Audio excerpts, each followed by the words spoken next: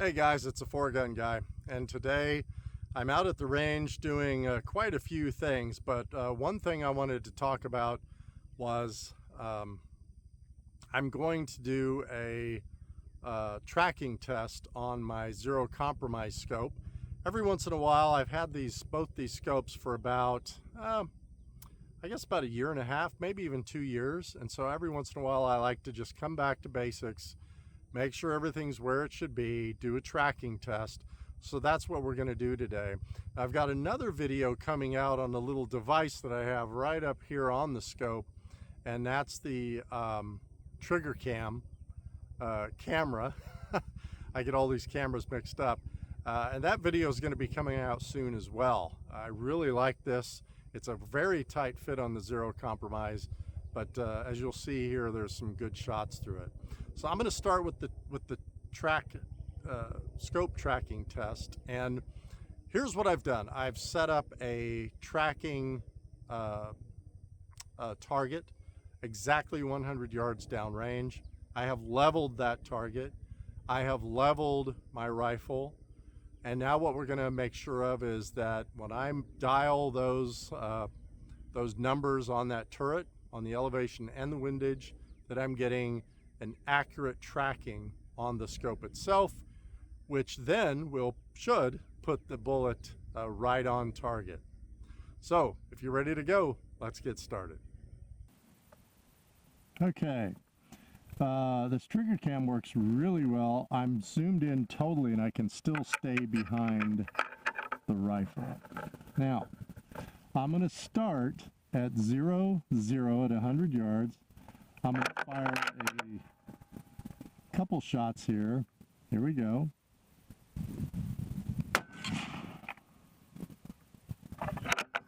Slow and right. Just fine. It's the first cold shot. Let's do another one. Here we go.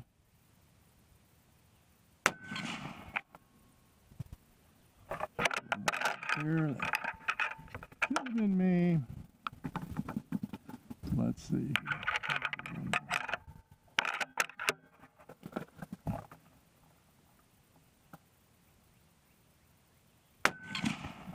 There we go. Okay. It's not a very good 3-shot group, but this is from a cold bore. So now what I want to do is I want to, let's go up, let's see, 1, 2, let's see here. If I hold this right here,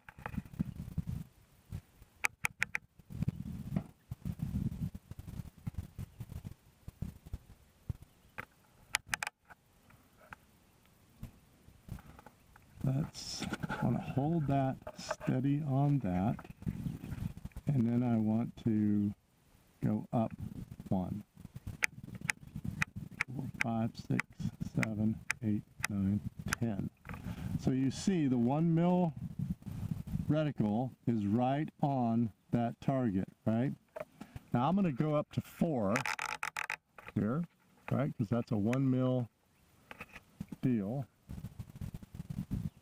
Make sure I'm at 4. That's 4.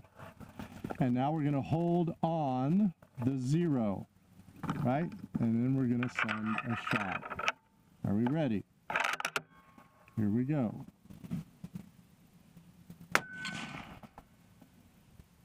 And as you can see, it ended up there at the 4. I'm not going to worry about windage right now. There's a couple things that I'm going to think about. Here we go, shot number 2.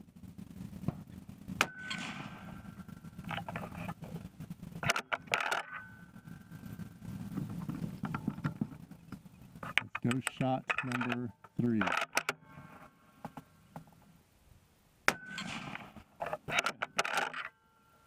So there are the shots. Now let's come up here and look at what we have. We can see that we're still right about where we were at 4 mils off to the right, so that's about the same. It looks like it's tracking pretty well, because if I come up here and look at this, that looks like I'm about 2/10 right, if you look at that. If I come down here, my first initial shots, there was one there, but those other shots are about 1 to 2 tenths right. So the elevation looks like it's tracking pretty darn good. Let's go even higher. Let's go up to, this thing goes up to what, 8, I think, 6, 7, 8, even higher than 8, but let's go up to 8. Okay, now we're at 8. So let's go ahead and do 3 shots. Again, I'm not worried right now about how grouped these things are. I'm just not. I've had some issues, it seems like, with my loads, so I'm not worried about that right now. Let's do shot number 1 at 8. And remember, you're aiming at the same 0 target you were aiming at before. Shot number 2 at 8.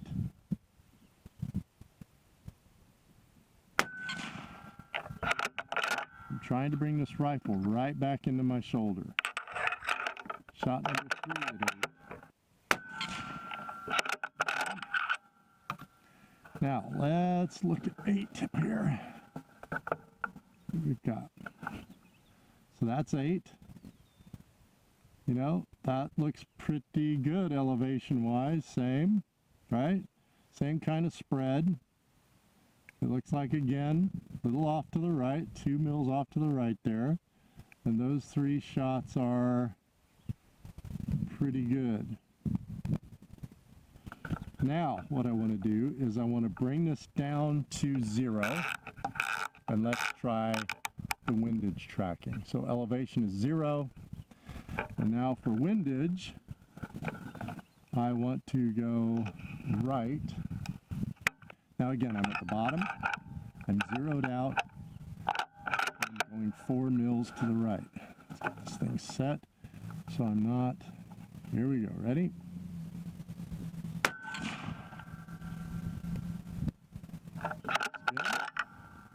And I'm only going to send 2 because I want to do one more, and then I think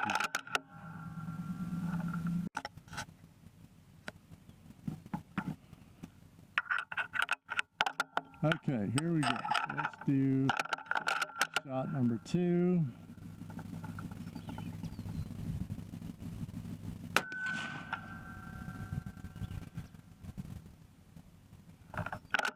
Good.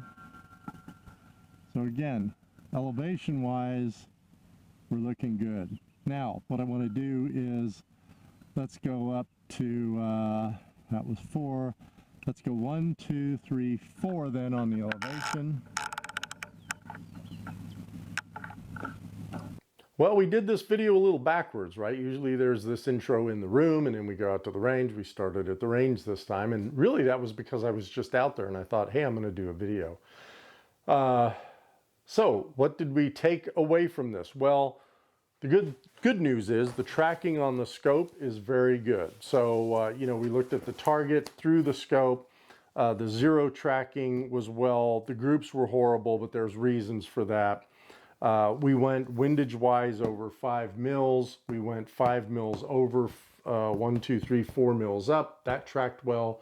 I went 8 mils up from 0. That tracked well. And then I did a 4 and a 5 tracking vertically, and that went well. So look, I think the scope is good. I think it's just important to do this every year, 2, 3, whatever the case may be. And depending on how much you kind of bang that scope around, right? I'm in matches all the time, so I'm hitting that thing up against barricade stops. I'm grabbing it by the scope, which I know a lot of people say don't do, but I do it anyway. You may be a hunter, so maybe you're out hunting during the season. You know, you're walking through brush, you're using branches to position your rifle on, and you're hitting that scope on that branch, whatever it might be. I would just check the tracking every once in a while, once a year, once every 2 years. Doesn't take that much time. It doesn't cost that much money.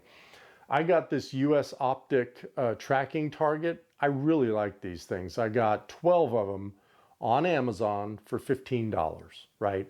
So please don't bother with some homemade tracking thing. It's going to be a pain in the neck for you. And all you have to do is do what I did. I broke down a box. I made sure that I reinforced the back of it so when I put it up there, it stayed straight and true. And then the other thing is, as you saw at the range, make sure the rifle is level. Make sure that this target is level. And I don't mean the cardboard it's attached to. You have to figure out a way to make sure that the target itself is level. Now, luckily, when I took this out to the range, I had there was a little crease up here that I could kind of set the level on. So as I stapled this thing on there, I made sure that this target was level. So just make sure all of those three are level.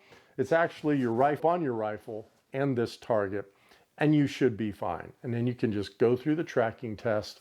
What did we send in there? 10, 12, 15 rounds. That's not that much to ensure that you're on target. Well, look, guys, I've got some other things coming up. I've got a new barrel that I'm going to be putting on this rifle, as a matter of fact, because of these groups we just saw. I think my barrel's kind of getting near end of life.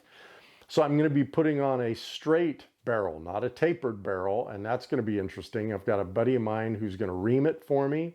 It's a Krieger, going to be 28 inch, and I'm sticking with the 6 BRA chamber. I love that cartridge. And then I've got a couple other things coming up, one of which is a big change for me. It's the thing that sits on top of the rifle. So, I've been running a certain optic on both my competition rifles. It might be time for a change, and there are some reasons for that I'll go into when I do that video. So anyway, hey, thanks for watching, everyone. And until next time, shoot straight.